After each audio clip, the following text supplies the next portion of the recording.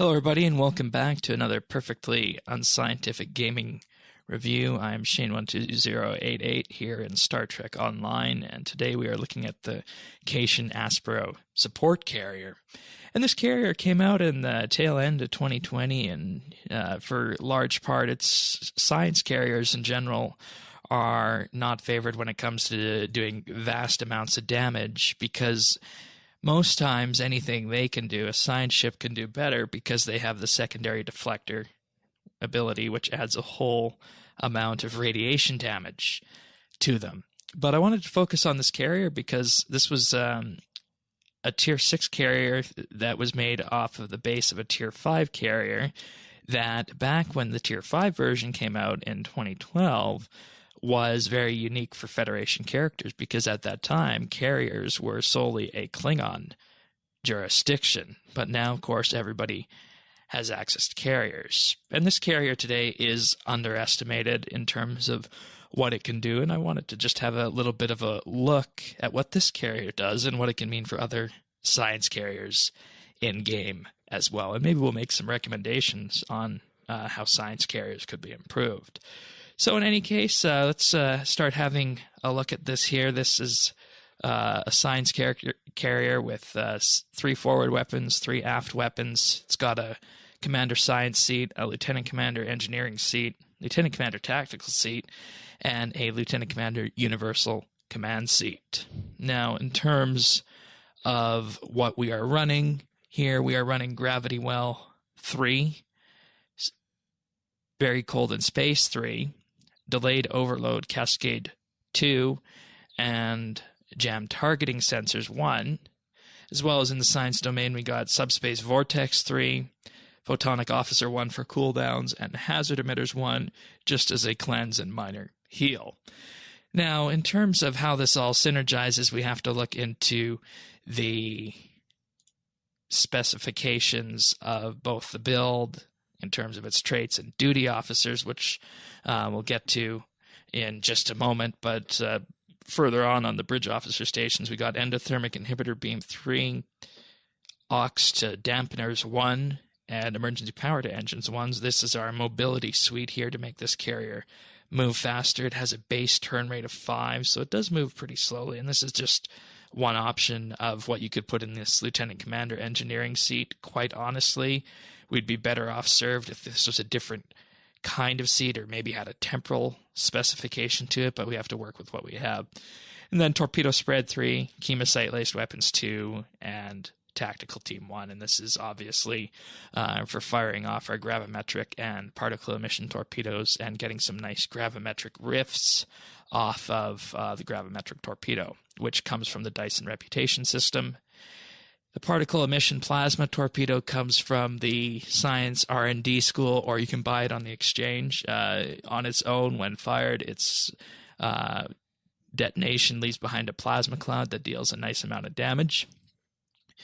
Then we have the 2-piece Discovery Reputation set of the Phaser Wide-Angle Dual Beam Array and the Dark Matter Quantum Torpedo. I'd like to put both of these on the front, but unfortunately we don't have the weapon slots for that. And the reason we're running both of those is because if we look here at the 2-piece, whenever this weapon crits in front or the back, we get a stacking 1% crit severity buff for 20 seconds that stacks up to 25 times. Then we are running a Dyson Proton weapon. When we combine that with the gravimetric, you get a nice boost of photon damage and a 3% global critical crit chance bonus. Then in the back here, we just have a Thoron-based quantum mine for a little bit of extra damage. Our deflector, impulse, warp, and shield set is the Imperial Rift set from the event that was run in November of last year. And this is the 4-piece set that we're running here, but you could make way with the 2-piece if you wanted to. You have House Mokai Science, which gives us 53% exotical crit, extra turn rate, and a bit of an all-damage resistance rating to foes in our forward arc. Then we have the Mycelial Weapon Emitter. This says it does 116k radiation damage up to 10 foes in a 10-kilometer cylinder in front of you. it's way more than 116k. Then it also leaves behind a nice rift that deals excess damage at the end of the day. Then the final set gives us more critical chance, boost to hull capacity, and increases the damage of the rift, increases the rift duration, and allows the rift to bring in Alachis that can fight for us. You see we have upgraded this to tier 6X, so we do have an extra universal console here. This is the Chains of Fire console from, I believe, the Fek'Ihri Store warship. If that is wrong, you'll see a correction on the screen. Then we are running the Tachyokinetic Converter for extra control expertise, turn rate, critical chance, and critical severity. Same reason we're running the Bioneural Infusion Circuit for more control expertise, hull capacity, and critical severity. That 25% critical severity is very nice. Then our other consoles up here are the Constriction Anchor for a Cat 2 boost to exotic damage, the Delphic Tear Generator, which boosts exotic damage and critical severity, so in a way those two stack together. Then the Auxiliary Ejection Assembly from either the Kelvin Constitution Lockbox or the Kelvin Constitution Legendary ship that boosts our exotic damage there and gives us a nice kick in the pants when we want to get somewhere fast. Then we have an exotic particle critical field exciter. This is the critical or the Control X version here. I would very much like to have an EPG version, but that is out of the realm of financial availability for me currently on this character. We then have the Plasma Storm module, which comes from the Maquis Raider, which is a Lobi starship. Definitely something you should pick up if you are doing any kind of science exotic EPG builds. Then the Neutronic Eddy Generator, which spawns big purple storm clouds that came from last year's summer event ship. This console is quite frankly overpowered on its own. Activations can do anywhere between 30 to 50k DPS, or even more in some cases, depending on how you are spec'd. So this is a very unique console. Then we have Cascading Gravimetric Disruptions. This is from the Angle Strike warship that is in the C-Store, not the mirror version, just the regular version. It still does a very nice amount of damage, this console, so that's something that you might want to pick up with a free tier 6 token. Then the Temporal Vortex Probe, which I believe came from a First Contact Day event, boosts our exotic damage and creates a nice anomaly that does damage in itself as well. Then finally, the Multi-Target Tractor Arrays. This console is another console based on EPG that can do upwards of 40k DPS. So you're sensing the theme here with exotic particle generator builds. Heavy on the universal consoles. Then in our hangar, we're running the Elite Class C shuttlecraft. These are pretty good pets. I've also had the ability to test the Mirror Class C shuttlecrafts as well from the Mirror angle, but these ones work if you don't have access to those, and this is just a C-Store purchase. But if you don't want to do a C-Store purchase for your pets, Scorpion Fighters work pretty good for these too. Moving on to our skill tree, this is a fairly generic skill tree here. I don't know that there's too much to say on it. We got a nice focus on EPG and energy weapons and torpedo projectile weapons as well. Full in critical chance and critical severity here. Full exotic particle generator, full scientific readiness. I'll just give this a scroll through here if you want to have a look at this. For our specializations, we're running Temporal and Strategist. Temporal primarily because it gives us this 50 exotic particle generator boost, but there's also many nice other benefits we get here, including Entropic Rider, which has the chance, when we fire our weapons, to deal an extra amount of physical damage, which supplements DPS. And another fun little thing here is if you get too low in your health, you'll trigger Continuity, which will transport you backwards and give you a hull boost. It's effectively an oh shit button. Should you get too close to death, you will be whisked away in hopefully the right time of safety. You also get some nice buffs on your bridge officer cooldown abilities, but I don't know if you want to die for that. As I mentioned, we're also running Strategist for its benefits that it provides in terms of logistical support, and that we can use it, since we're not threatening, to get a critical chance buff as well as a critical severity buff when firing weapons. And plus, we also have attrition warfare, which helps us with our hull regen rate and shield regeneration rate. Maneuvering warfare when we're not threatening, when we fire off diversionary tactics, it has a chance of giving us a 3% bonus all damage per affected foe for 10 seconds, max of 5 foes. So potentially that's 15% bonus damage when we fire this off in an area when we're surrounded. So this is a good console to use. Now, in terms of traits, what we're running is, since this is a science character, we have conservation of energy. Whenever we're hit, we have a 10% bonus damage on exotic powers when hit. Potentially, this can stack up to 3 times. Context is for kings. If you have a tank, this should work out to a 10% bonus all damage buff. So that's a perk if you're running in a group that has a tank. If not, you get a resistance buff. Fleet coordinator, since we're going to be running in a team as well, 10% Cat 2 bonus all damage buff. Innocuous, little marginal crit severity buff, but also reduces our threat. Resonating payload modifications. Whenever we fire a torpedo with this, the torpedo, when it hits, will give physical and kinetic resistance rating debuff to the target for a max of 5 stacks. And when you're firing torpedo spread, this stacks up pretty quick. Terran targeting systems, it gives us a flat 15% critical severity buff, but if we're hit, it reduces our speed by 10% for 5 seconds, once every 15 seconds. Now, unconventional systems. This is the trait that has made exotic powers really overpowered recently, because whenever we use a control bridge officer ability, it gives us a minus 7% recharge to all universal consoles.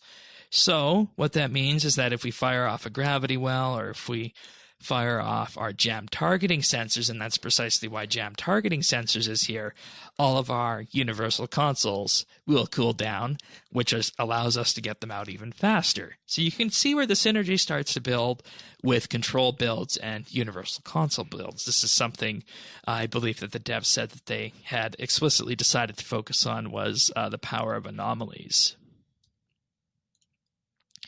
Particle manipulator, this is the bread and butter of EPG science builds. You absolutely need this if you're going to do this build. This comes from the science R&D leveling up system. It gives us exotic critical hit and critical chance based on our exotic particle generator skill. So we currently have 232 EPG, so that's why it's giving us 23.2% exotic critical hit severity and 46.5 exotic critical hit chance. Our next trait is adaptive offense. Gives us a 2.7% critical hit chance, but when we critically strike, 0.9% critical chance becomes 3% critical severity for 10 seconds, and it stacks up to 9 critical severity. And then we have psychological warfare, which gives us 20% bonus control ability effectiveness, which you might think that makes your gravity wells wider, but it does not. Instead, it just increases the amount of pull that your gravity well has. So the targets that you have in your gravity well are just going to get to the center of that gravity well faster. For starship traits, we're running ceaseless momentum, so that whenever we fire a torpedo, we get bonus kinetic damage, and bonus kinetic damage resistance stacks up to 5 times. It also reduces the recharge time in torpedoes. And there's a fun little hidden benefit with this. When this trait activates, it also boosts the damage from gravity well, since that is kinetic damage. I'm going to skip over this next trait because that's the one that makes this build sing.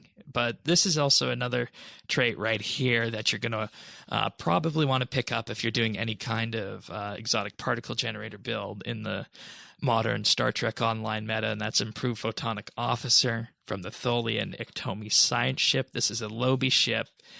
It increases the duration of Photonic Officer by 10 seconds, gives you bonus shield healing, bonus exotic damage, and bonus hull healing for 30 seconds to the tune of 25%. Then we have Improved Gravity Well from the Science Andorian that just makes our Gravity Well last 40 seconds instead of 20 and brings it up to global cooldown effectively. Next is Strike from Shadows. This is from the Shran Pilot Escort, and it reduces threat damage when we damage a foe that doesn't have us targeted. It also gives us critical chance and bonus damage, and the main reason we're of course using this here is the critical chance and bonus damage, because in our runs with a tank we're hopefully not going to be targeted, so we can benefit from this nicely. And then we have Spore-Infused Anomalies from the Somerville Intel Science Vessel, and this lets out a giant burst of electrical damage whenever we activate Science and Intel abilities from all of our anomalies. So our anomalies in this build are the Gravity Well, Very Cold in Space, and Subspace Vortex. So anytime after those are out and we touch any of our science abilities, we'll get a nice burst of electrical damage around all the surrounding targets, and this stacks up nicely for some DPS. But the thing that made this carrier sing was Fiery Entrance from the Fek'Ihri Fe'rang Dreadnought Carrier. This was the Christmas ship in Christmas 2019-2020. So not this past year, but the year before that. And whenever we launch carrier pets, we will do a massive burst of fire damage to foes within 3 kilometers. So you want to stay nice and close to whoever you're targeting. Space reputation-wise, we have bonus critical severity from the Dyson rep, bonus exotic damage from the Iconian rep, Ox Power offense from the Nukara rep, since we are running max Ox Power and this is a science build, bonus critical chance from the Romulan rep, and Tyler's duality, which also gives us more critical chance from the Discovery reputation. Then our active reputations are the Romulan quantum singularity manipulation, the temporal anti-time entanglement singularity, the biomolecular shield generator, and the deploy sensor interference platform. So before we look at the run and the parse, I'll just show off the DOFs that we're running on this build, and this is one that you definitely need these 3 flight deck officers, because these 3 flight deck officers, I went for rare, could have went for very rare, but once again cost was an issue for me, and these lower the time our hangar takes to recharge, which means that Fiery Entrance can do more damage. You can slot up to 3 of these, and that plus Fiery Entrance is what makes this build sing, and in my view has boosted science carriers recently. We also have the Emergency Con hologram, which will recharge our evasive maneuvers when we activate emergency power to engines. Chance for critical severity buff when we fire projectile torpedoes. I'm opening to replacing this one if anyone has any suggestions in the comments. And finally, the Gravimetric Scientist, which creates aftershock gravity wells. So with that being said, let's have a look at the run and the parse right now.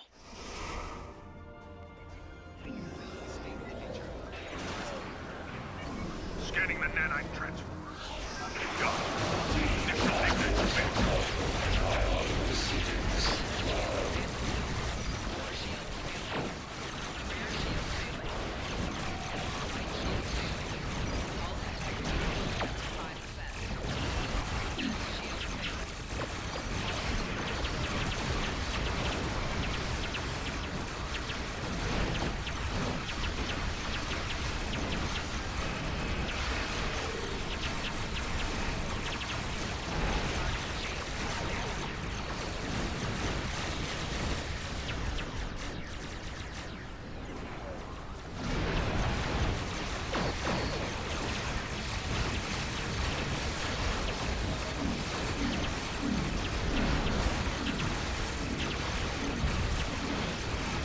drones to repair the transport.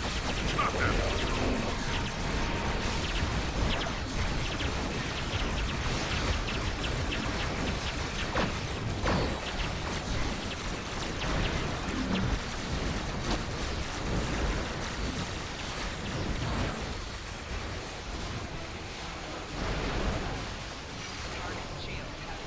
Probe is closing in on the transport. Destroy it.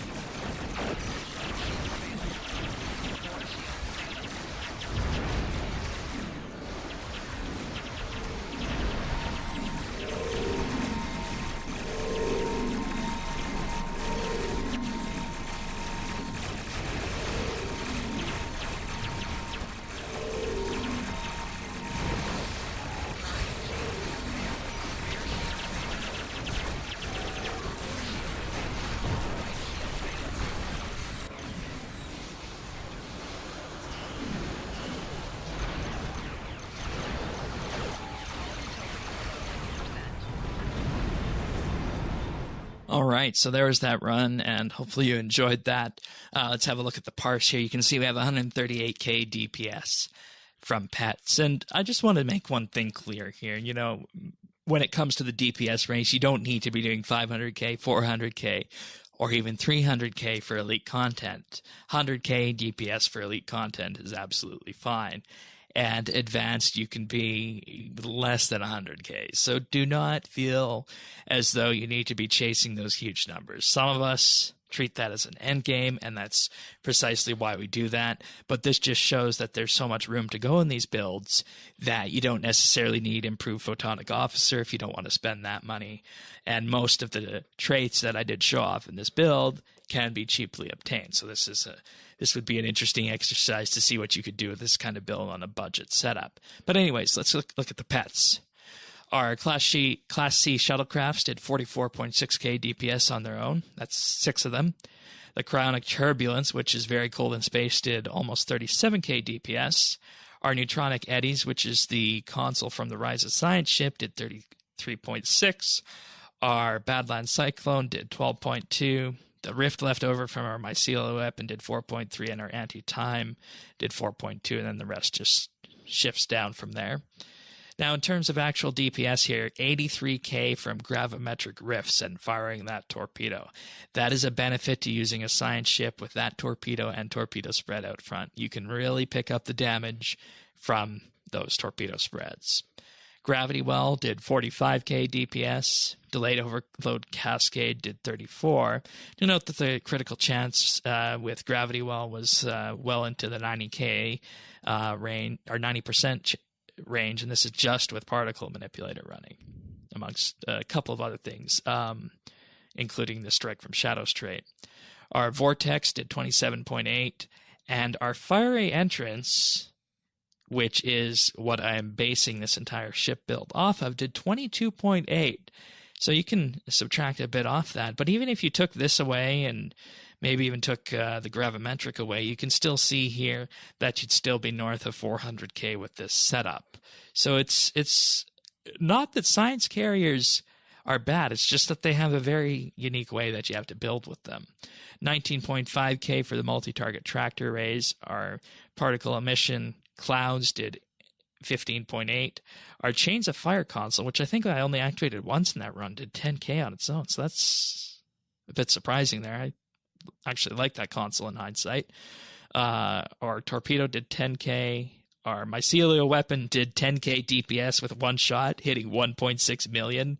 Spore infused anomalies 10k, and then it shuffles on down from there. Let's see, is there anything else of note here? Gravimetric disruption 6.7, entropic rider 5.4, endothermic inhibitor beam 4.6. So yeah, you can see that the discussion about that engineering slot is up for debate about what to do on this. This is obviously not the optimal ship for this kind of build, but it is what we have. Temporal vortex 3.4.